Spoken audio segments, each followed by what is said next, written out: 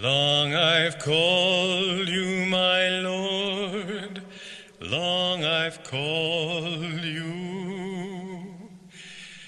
Many years I have longed for your sight. Bathe the darkness with tears of devotion, offered candles in prayer to your light. How much longer, friend, must I cry your name? I am yours, ever yours. Will you come? Long I've called you my Lord, long I've called you. Many years I have longed for your sight. Bathe the darkness with tears of devotion, offered candles in prayer to your light. How much longer, friend, must I cry your name? I am yours, ever yours. Will you come?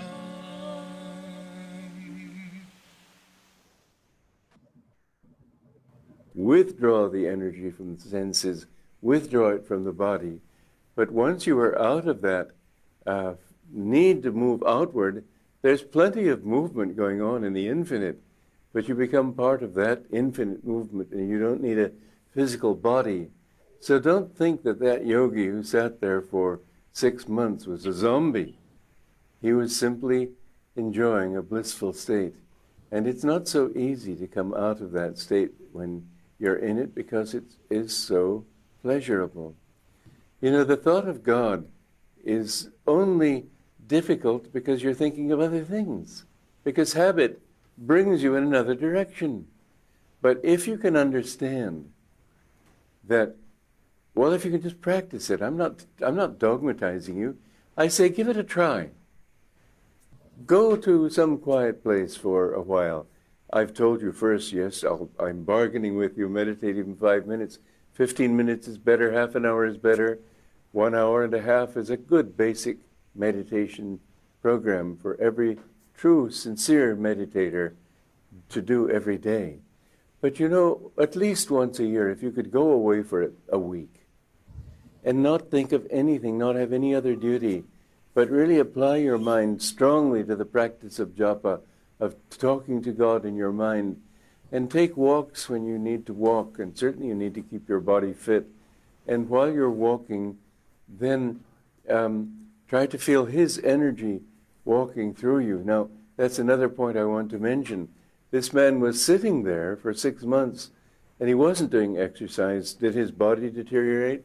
The interesting thing is that when you go into deep meditation, you become in touch with the medulla oblongata, which is the door through which the energy comes into the body. Jesus Christ put it in the New Testament, "Thou shalt not live by bread alone, but by every word that proceedeth out of the mouth of God."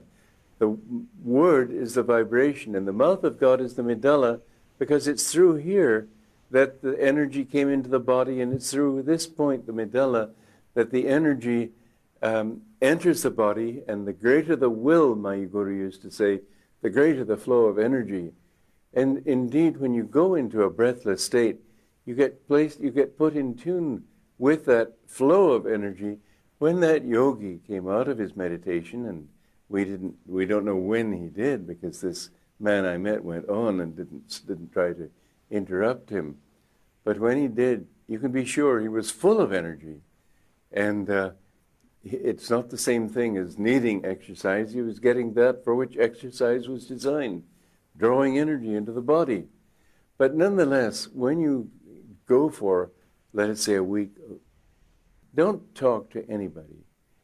Write notes if you have to communicate. Keep your mouth shut. It's a good way of keeping your brain a little quiet.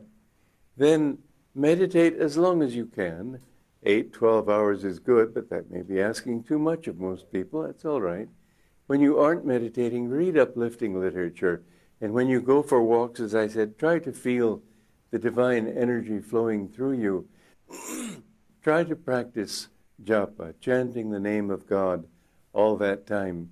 And you will see that at the end of that time, it's very nice. It's a wonderful feeling. In fact, it's not easy to leave it. Good morning again, friends. This is such a beautiful topic and something that's so important on the spiritual life. I think many people just put it aside and think, well, maybe later, maybe when I'm older, maybe when I don't have my kids at home, maybe. But honestly, it's something that propels you in your spiritual life and your spiritual evolution.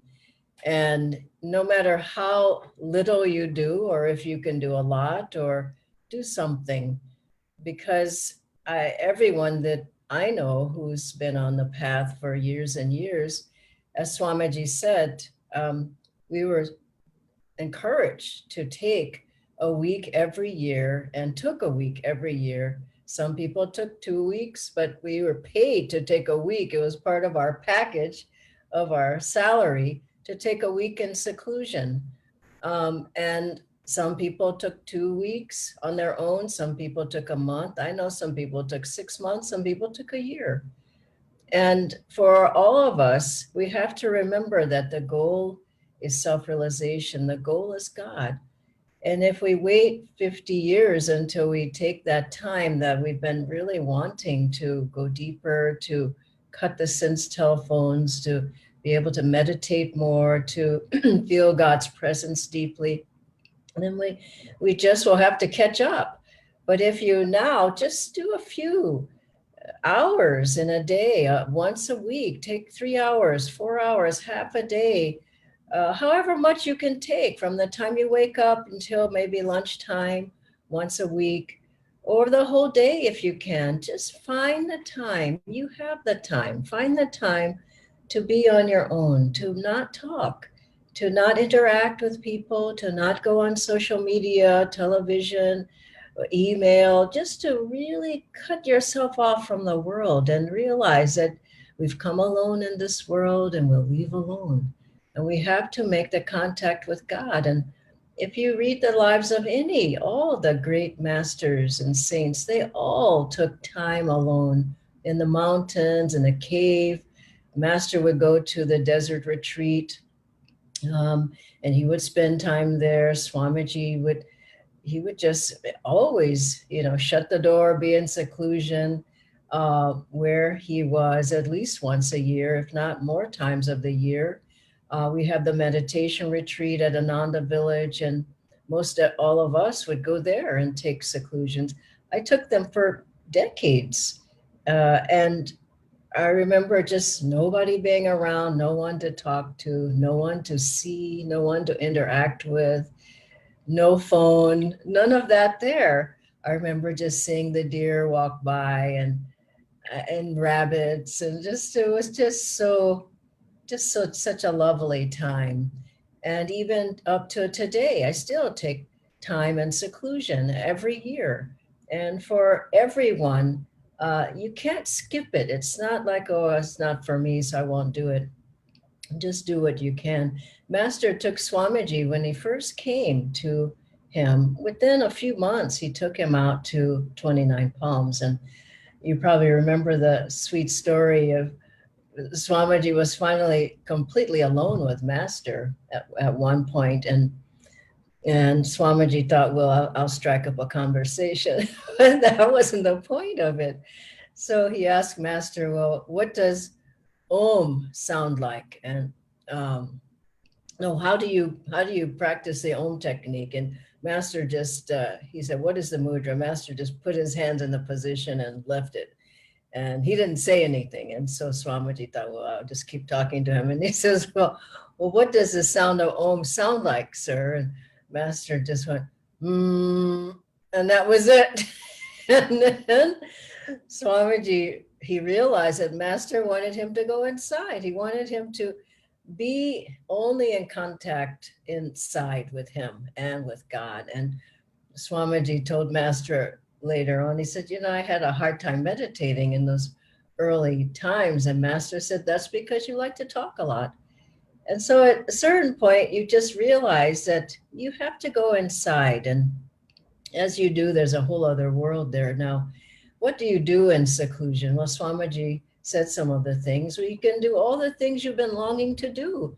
I remember I was with someone recently, we were meditating and was at a class, and then they said, I could have gone a whole other hour. And all of us have those times. I could have meditated so much longer, but I have to go to work. Oh, but the kids are calling me. Oh, I would have loved to meditate so much longer after that kirtan or Janmashtami after that. I would have loved to, but I had to go. Well, this is the time you don't have to go.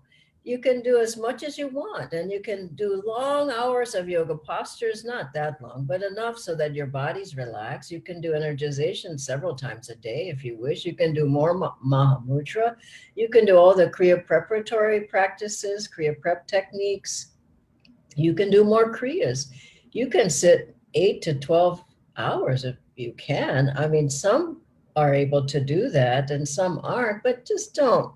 It shouldn't be forced. It's not a challenge or a race, but do more than you usually do. Maybe you do 4 hours a day. Work up to it. But Master said the soul loves to meditate, and seclusion is the price of greatness. Let's not forget that the price of greatness, of being a great yogi, of being able to find God. And in silence, you will hear the voice of God. And so what else do? Meditate more. You take that time and maybe you write in your journal, you listen to Swamiji's music, talks of Master, maybe one you listen to every day, talks of Swamiji, and you're just having that time with them. It's you and the Masters. And I remember one lady who I used to lead these meditation retreats and seclusions for Kriya bonds, and then we'd have them for those with the higher Kriyas, and then we had them for those who were preparing for Kriya. And up at Ananda meditation retreat, well, those are the best weeks of the year. They were a whole week in silence and seclusion. Everyone had their own cabin. They'd come to the sadhanas, eat meals in silence, have their books that they study. We'd get together once a day and listen to a talk of Swamiji's, but nobody talked the whole week. I remember one lady, she just came to me after the first day, before we started, the very first day, and she said, one thing I can't do is, she said, I talk all the time. I just can't stop. I have to talk to somebody. You're not going to talk to me. I told her, I said, just try it. I think you'll like it. And the first day she tried to talk to me, I said, so by the end of the week, I couldn't get her to talk. She was so happy not talking. It's natural. This is natural. When you're sleeping at night, I hope you don't talk in your sleep, but I mean, at night, you don't think about, I've got to talk. You're just in your energy is gone inside. And I remember one seclusion that we had down at Pune retreat where it was with several ladies, and Nayaswami Roma and I were leading it, and we just said there's no talk. It was only a weekend. Everybody talked the whole time. They were talking in secret. They were talking behind a tree. They were talking in the woods. They just couldn't stop talking. But if you get going, you'll find that, wow, it's so nice. You save energy when you don't talk. And that energy goes right in your meditation, up the spine into the spiritual eye. It's a wonderful practice. Gandhiji did it, I don't know, once a week or whatever. Swamiji often did it. You'd go to see him and he was in silence. You just didn't talk. So what do you gain from seclusion as a final point is you gain a deep life in spirituality. You gain depth. You gain contact with God. During that time, you just really feel the presence of God. It's worth it. Try it. Don't put it off another week. Have half a day where you just say, I'm not going to talk to anybody. I'm not going to write. I'm not going to do any of these things on social media. I'm just going to contact the divine. You will love it. Your soul will love it. Your heart will love it. Your whole being will just be uplifted and fresh and recharged. And Swamiji said that sleep only gives you so much. That one seclusion he was so tired, he slept, several days. And he told us at the beginning of your seclusion, take one day when you just rest. You just don't push yourself in meditation. Sleep, just get enough sleep so that you're fresh. And then the rest of the days, meditate longer. So he said he slept and then he just couldn't get it. This was way back, when he was new on the path. And he said most of that week, he just couldn't meditate much. I mean, I think he was meditating maybe 6 hours a day. That wasn't much for him. So then he said the next time first day I slept, and then he said I meditated for long hours every day. And he said the first time I went in that seclusion where I slept a lot, he said it lasted me the results of peace and harmony and upliftment and energy and focus. He said maybe 2 weeks. He said that second one, when I meditated long hours every day and I really put the time in, he said it lasted me a year. So you want to be centered, you want to be inspired, you want to be uplifted, you want to be in tune with God and gurus, you want to feel the presence of God. The answer is take seclusions. Where do you go? You can be at home in seclusion. You can find some place in the mountains where you can go. You can go to our Pune retreat if you would like, but find the time and find a place and start now. Start in this year itself. God bless you all. I'll ask Nitendra to join now for the questions that we have. Thank you, Dhyanaji. I will just share the questions.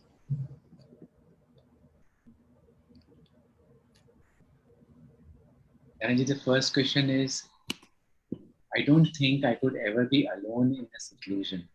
How can I get started? And are there any retreats or guided seclusions with others? Yeah, that's a good way to start. Start with others, but don't talk to them. And don't disturb the other people. You can be in a meditation, and I know you all have felt it, and somebody's there, and they've got their book maybe, and then they've got their phone, then they're, another blanket, and then they've got their, they're a complete disturbance to everybody. So silence doesn't just mean with your mouth, it means with your energy. Pull yourself in. And yes, there are online retreats that we do. There's online, seclusion is more by yourself, but online retreats you can join. And even from home, don't go into the refrigerator, eat something, and then come back with your sandwich with your camera off eating, and then, okay, now I'll do this. And it's disturbing, even long distance. So we're talking about really withdrawing. Just imagine a tortoise that's just bringing his limbs in.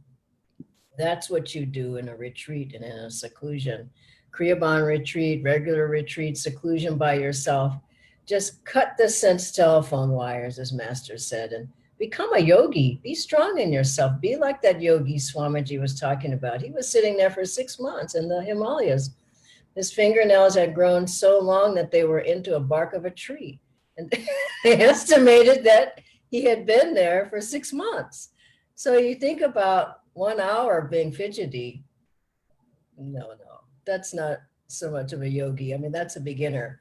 So go beyond beginning and go with the group, just like if you're a runner, if you run with somebody else, then, or a group, then you can run better.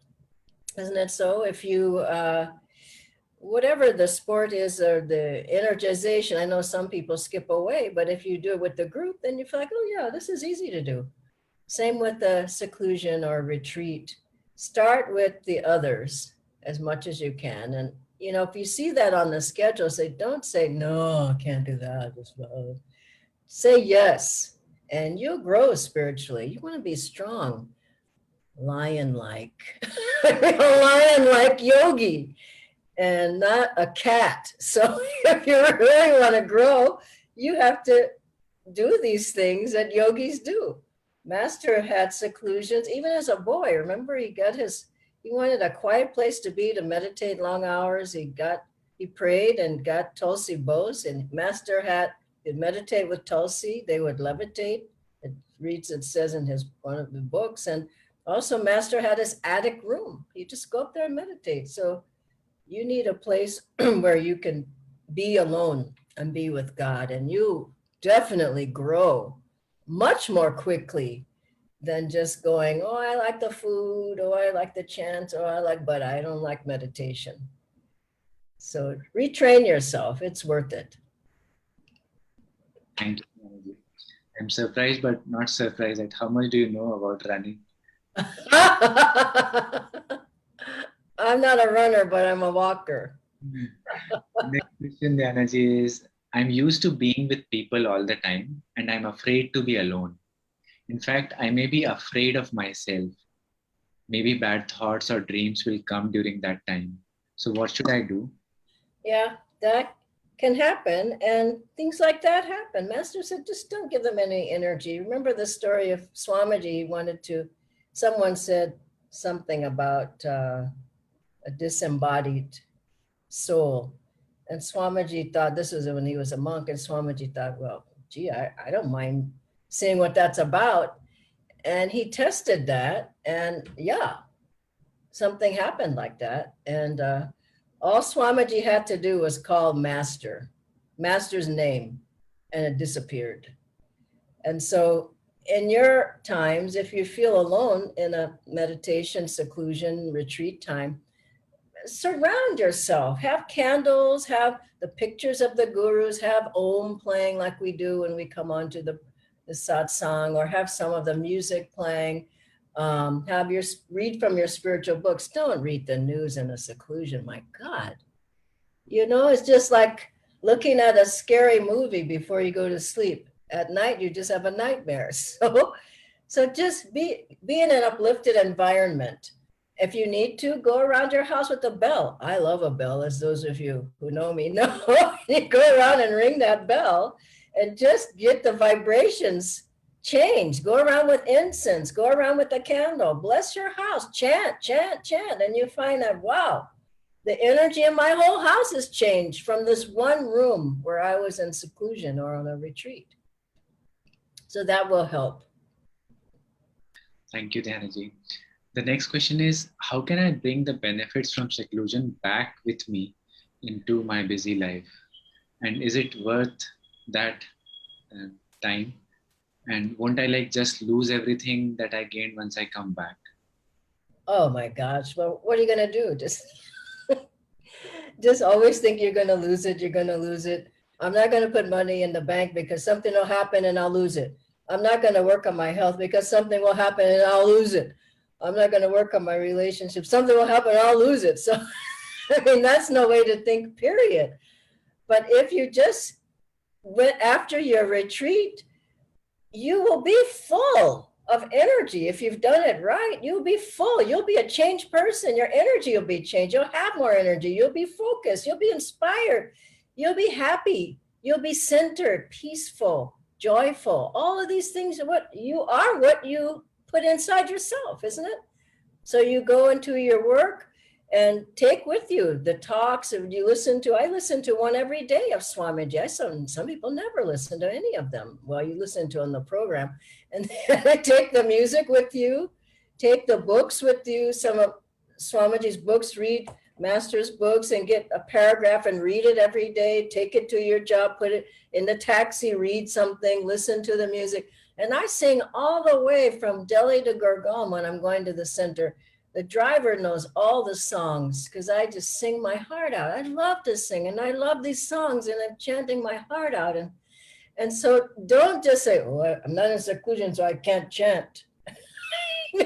Chant, sing out with joy. And you feel kind of low energy getting to you, sing out, read something, put on Master's voice. He'll change you in a moment. And then you'll find that he's always there. Where are you? That's the question. When you can tune into God, you feel him all the time with you. We have two more questions, Dhyanaji. The first one is, if I cannot take long seclusions, can I take mini seclusions at any time? Yeah, why not? That's what I was saying, no? Half a day. I know someone said to me, this doesn't work. But I was saying about seclusion, taking a retreat of seclusion. They said the only time I get a retreat is when I leave the family and I go on a trip on the airplane. That's my seclusion. I said that doesn't really work. But just find many times in seclusion. I mean, your day off, what do people do? They sleep in late, they eat late, read the newspaper, and then lay on the couch, watch television, get dressed about 3 o'clock, go to the mall. Does this sound familiar? Come back and watch a movie. And that's the day off. And so why not add to that day the morning? Maybe you get up a little bit earlier, meditate longer. If you meditate longer, rest of the day will be so much better. Otherwise, you're dragging the whole day. Those days I just can't get off the couch and there's your cup is just on the table. I just can't even get it. I can't move. Now, why? The energy is just down. So don't let your energy drop down on that day when you have off. Pick it up. Then the whole day will be so much better. Thank you, Dhyanaji. One last question. Where do I go to be alone? Like in the mountains or by the sea? Or do I stay home inside my room? One Nadi reader told me I used to live in a cave in other lives. And that sounded familiar. And then he said, in this life, you go back into the cave at the end of your life. And I went, cave? Are you kidding? This is my cave is here. So wherever you are, that's your cave of silence. And just, do you have a space where you can be by yourself? When your spouse leaves the room, maybe let them leave for 3 hours, close the door, be in there. You have to figure it out for yourself. There's other places you can go to, but don't wait. Some people say, I'll wait till I find a place. And they never find a place because they don't put the energy out. Do it now. That's the best thing. I took seclusions in my house sometimes. It's harder, but better for you to be out. It's easier. But if you can't be out, be in. And more than anything, be with God. The most important thing isn't the place, it's you and God. And if you can get in tune, after a while, you don't care where you are. You're just so happy. You don't care. You don't even know where you are. So aim for that. Aim for the bliss inside yourself, and then the place doesn't really matter.